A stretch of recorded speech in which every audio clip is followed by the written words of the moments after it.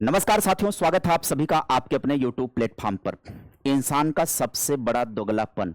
आपको लग रहा होगा क्या ही थंबनेल है, क्या ही टाइटल है, क्या ही समझाने चल रहे हैं सर।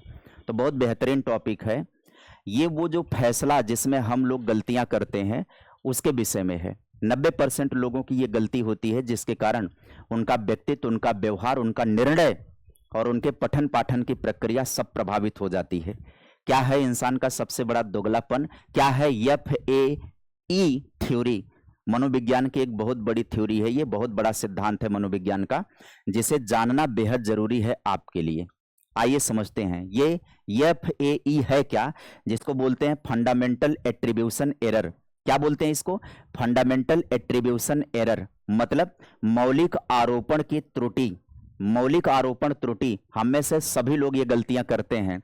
हम दूसरों को, खुद को कैसे जज करते हैं, मतलब दूसरों को और अपने आप को कैसे जज करते हैं, नजरिया हमारा अलग होता है। जब बात आती है अपने ऊपर तो हमारा नजरिया कुछ अलग हो जाता है, हमारा तर्क कुछ अलग हो जाता है। और जब बात आती है दूसरों को जज करने का तो हमारा नजरिया और हमारा जो तर्क है वो अलग हो जाता है। एक आत्म विश्लेषण होता है, सेल्फ एनालिसिस, और एक होता है परिस्थितियां, बाहरी परिस्थितियां। तो हम इन चीजों में तालमेल नहीं बैठा पाते हैं।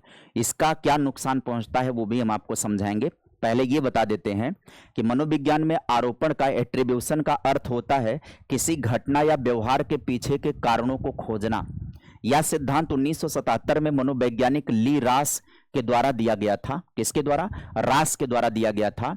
और इंसान का दिमाग हर समय यह समझने की कोशिश करता है कि लोग वैसा व्यवहार क्यों करते हैं जैसा वे कर रहे हैं। ये किसी भी इंसान को, हम पारिवारिक रिश्तों में हों या हम किसी ऑफिस में काम कर रहे हों या हम स्टूडेंट लाइफ में पढ़ाई कर रहे हों, हमारे अपने मित्र सर्किल की बात करें, हमारा दिमाग हरदम इस बात के लिए ढूंढता रहता है कि लोग वैसा व्यवहार क्यों करते हैं जैसा वो कर रहे हैं। कोई भी व्यक्ति जो व्यवहार कर रहा है उसके पीछे का हम कारण ढूंढने का प्रयास करते हैं कि वह ऐसा व्यवहार कर ही क्यों रहा है। तो आइए हम आपको पूरी बातें समझते हैं। एक होता है स्वभावगत आरोपण। स्वभावगत आरोपण क्या होता है? यह मानना कि व्यक्ति का व्यवहार उसके आंतरिक गुणों, चरित्र, व्यक्तित्व या इरादों का परिणाम है। हम ये आंतरिक आरोपण, स्वभावगत आरोपण देते हैं कि व्यक्ति का व्यवहार जो है ना, जो व्यक्ति व्यवहार कर रहा है ये उसका चरित्र है, यही उसका गुण है, यही उसका व्यक्तित्व है, यही उसका इरादा है। ये होता है स्वभावगत आरोपण। एक स्थितिजन्य आरोपण होता है यह मानना कि व्यक्ति का व्यवहार उसके आसपास की परिस्थितियों, दबाव या मजबूरी का परिणाम है। ये दो ही व्यवहार का कारण होता है। किसी भी व्यक्ति के व्यवहार के बारे में जब भी हम निर्णय लेते हैं तो हम इन्हीं दोनों में से किसी एक के आधार पर निर्णय लेते हैं। और वहीं पर बात आती है अपने लिए, जब हम निर्णय लेते हैं तो अलग हमारा नजरिया होता है, दूसरों के लिए अलग नजरिया हो जाता है। जब हम दूसरे के व्यवहार के बारे में सोचते हैं कि यह व्यक्ति ऐसा व्यवहार क्यों कर रहा है, तो हम ज्यादातर उसके स्वभाव को दोष देते हैं। ज्यादातर ये कहते हैं कि वो है, ये ऐसा है, उसका आंतरिक गुण, उसका चरित्र, उसका व्यक्तित्व, उसका इरादा ही वही है। मतलब वो घटिया व्यक्ति ही अगर घटिया व्यवहार कर रहा है तो मतलब उसके चरित्र को, उसके आंतरिक गुणों को दोष देंगे। लेकिन जब अपने बारे में निर्णय लेना होता है कि हमने ऐसा व्यवहार क्यों कर दिया, तब हम वहीं पर कह देते हैं कि हमारी परिस्थितियां ऐसी थी। हाँ, हमारी परिस्थितियां थी, हम पर दबाव था, मजबूरी थी, इस कारण हमारा व्यवहार ऐसा हो रहा है। तो भैया हम दूसरों के लिए ऐसा क्यों नहीं सोचते हैं कि मजबूरी होगी, परिस्थिति होगी, परिस्थितियों का दबाव होगा, मजबूरी होगी कोई, तब वो व्यवहार ऐसा कर रहा है। नहीं, यही हम गलत हो जाते हैं, यहीं पर हम दोगलापन दिखा देते हैं।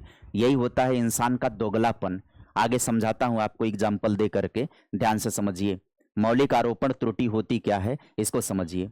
मौलिक आरोपण त्रुटि तब होती है जब हमारा दिमाग जो है दूसरों के व्यवहार का आकलन करते समय स्वभावगत कारकों को बहुत ज्यादा अहमियत देता है और स्थितिजन्य कारक को पूरी तरह से नजरअंदाज कर देता है। यही हो जाता है मौलिक आरोपण त्रुटि। जब हम दूसरे के व्यवहार का मूल्यांकन करते हैं तो हम दूसरे के व्यवहार के मूल्यांकन में उसके चरित्र को, उसके व्यक्तित्व और उसके इरादे को दोष देते हैं। और जब हम अपने व्यवहार का मूल्यांकन करते हैं तो हम अपनी परिस्थितियों के दबाव को और अपनी मजबूरी को आरोपित कर देते हैं। यहीं पर हमारा व्यवहार या हमारा निर्णय दोगलापन वाला हो जाता है। जब बात अपने पर आती है तो हम इसके उल्टा चले जाते हैं। जब बात अपने पर जाती है तो हम परिस्थिति जन्य हो जाते हैं। हम सोचते हैं और हम कहते हैं कि हमारी परिस्थिति ऐसी थी।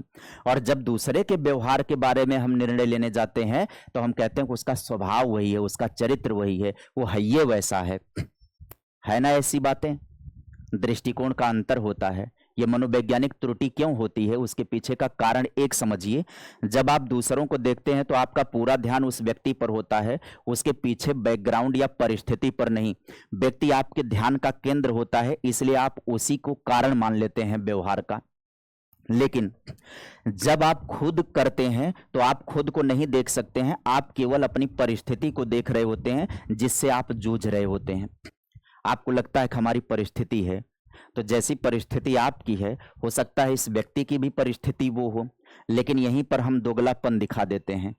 हम अपने व्यवहार को मापने के लिए, अपने व्यवहार का मूल्यांकन करने के लिए हाई कैमरे का इस्तेमाल कर देते हैं और दूसरे के लिए एक सामान्य आंखों का इस्तेमाल कर देते हैं। अब आप समझिए, मानसिक ऊर्जा या मानसिक ऊर्जा बचत की बात करें, जो मनोवैज्ञानिक त्रुटि के पीछे दूसरा कारण है।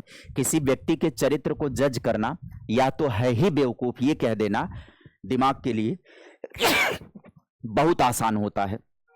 इसके विपरीत यह सोचना कि वह किन परिस्थितियों से गुजर रहा होगा, इसके लिए दिमाग का विश्लेषण करना पड़ता है, मानसिक ऊर्जा खर्च करनी पड़ती है। इंसानी दिमाग स्वाभाविक रूप से शॉर्टकट ढूंढता है। समझ रहे हैं? ये सब हमारी मानसिक ऊर्जा की बचत के कारण ऐसा हमारा दिमाग करता है। दूसरों के व्यवहार के लिए हम कह ही देते हैं कि ये बेवकूफ है, वो है ऐसा, क्योंकि इसमें ऊर्जा नहीं लगती, इसमें ज्यादा सोचना नहीं पड़ता है। लेकिन बात अपने लिए जब होती है तो हम अपनी परिस्थिति का मूल्यांकन करते हैं। दूसरों के लिए ऐसा इसलिए करते हैं कि हमारा मस्तिष्क ना उस पर सोचना चाहता ही नहीं है, हम मानसिक ऊर्जा खपत करना नहीं चाहते हैं, इसलिए हम स्वभावगत परिस्थिति पर तुरंत निर्णय ले लेते हैं। अब उदाहरण समझिए व्यवहारिक। आपकी टीम का एक सदस्य एक महत्वपूर्ण प्रोजेक्ट डेडलाइन मिस कर देता है। आप तुरंत सोचते हैं कि आप बहुत कामचोर है, इसका टाइम मैनेजमेंट खराब है या काम के प्रति गंभीर नहीं है। आपने उसके चरित्र पर सीधा प्रहार कर दिया।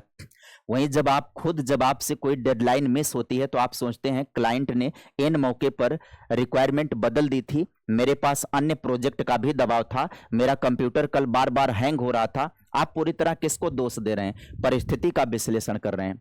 कोई आपका मित्र एग्जाम में खराब नंबर पाता है तो आप उसको कह देते हैं पढ़बे नहीं करता है, बेवकूफ है। वहीं पर आपका जब कोई रिजल्ट बिगड़ता है तो आप परिस्थितियों को दोष देना शुरू कर देते हैं। क्या परिस्थिति को दोष देना शुरू कर देते हैं? आप कहते हैं ना कि हमारी तबीयत खराब हो गई थी, हम पढ़ नहीं पाए थे, ये वो तमाम तरीके का बहाना। तो यही अपने लिए अलग नजरिया और दूसरे के लिए अलग नजरिया। एक और उदाहरण समझिए, यदि आपका कोई परिचित गरीबी में या कर्ज में डूब गया है तो लोग अक्सर कहते हैं फिजूल खर्ची करता होगा, मेहनत नहीं की होगी, वह आलसी होगा। वहीं पर जब खुद पर आती है कि आपको कभी भारी आर्थिक नुकसान होता है तो आप कहते हैं अर्थव्यवस्था में मंदी है, शेयर बाजार क्रैश हो गया, मेरे साथ धोखा हुआ।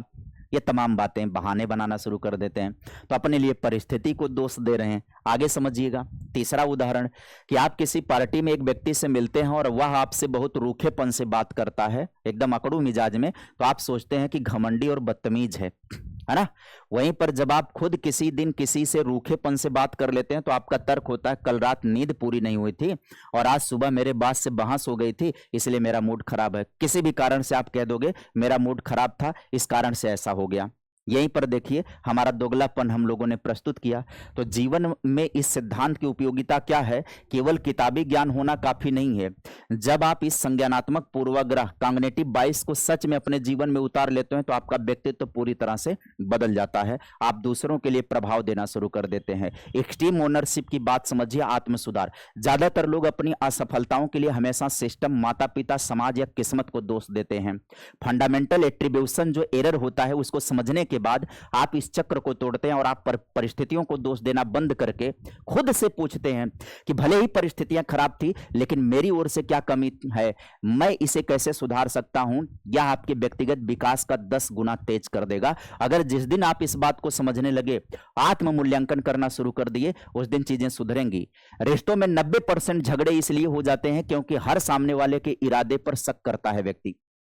जब आप फंडामेंटल एट्रीब्यूशन एरर को समझ लेते हैं तब आप अपने पार्टनर या दोस्त या परिवार वाले को संदेह का लाभ जो है देने लगते हैं।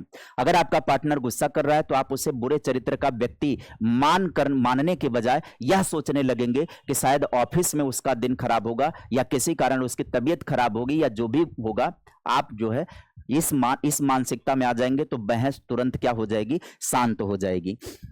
उच्च स्तर का लीडरशिप, दुनिया के सबसे बेहतरीन मैनेजर और लीडर्स जो है फंडामेंटल एट्रीब्यूशन एरर सिद्धांत का उपयोग करते हैं। जब उनका कोई कर्मचारी गलती करता है तो वे तुरंत उसे नौकरी से नहीं निकालते हैं, उन पर चिल्लाते नहीं हैं, वे सिस्टम को देखते हैं, सोचते हैं कि क्या इस कर्मचारी को सही ट्रेनिंग मिली थी, क्या इसके पास काम करने का सही टूल था, क्या घर पर कोई मेडिकल इमरजेंसी है। या नजरिया आपको ऐसा लीडर बना देगा जिसका लोगों के दिल में सम्मान जागृत हो जाएगा और आप लोगों के दिल में सम्मान करेंगे।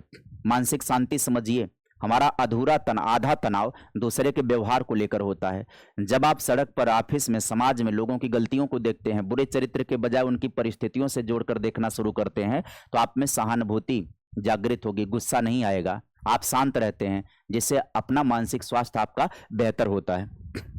दूसरी चीज आप समझिए, निष्कर्ष क्या है, हमेशा खुद को जज करते समय अपने लिए वही कठोर मानदंड अपनाएं जो आप दूसरों के लिए अपनाते हैं, परिस्थितियों के बहाने ना बनाएं, और दूसरों को जज करते समय वही छूट और सहानुभूति दें जो आप अपने लिए चाहते हैं।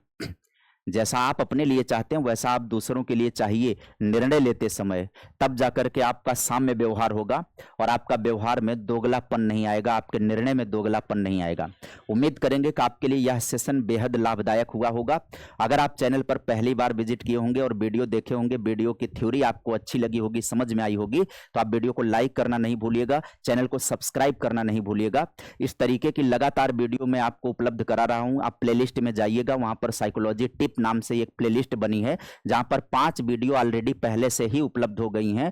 ये वो वीडियो होती हैं जिसके लिए लोग लंबी फीस देते हैं और ये सुधार के लिए होता है ना, लोगों का साइकोलॉजिकल जो है एक तरीके से सुधार करने का काम करता, मनोवैज्ञानिक उपचार देने का काम करता है। ऐसी वीडियो आपके लिए लाभदायक होगी, आपके जीवन, आपके व्यवहार, आपकी पढ़ाई, आपके व्यक्तित्व, आपके स्वभाव, आपके चरित्र के लिए बहुत ही लाभदायक होगी।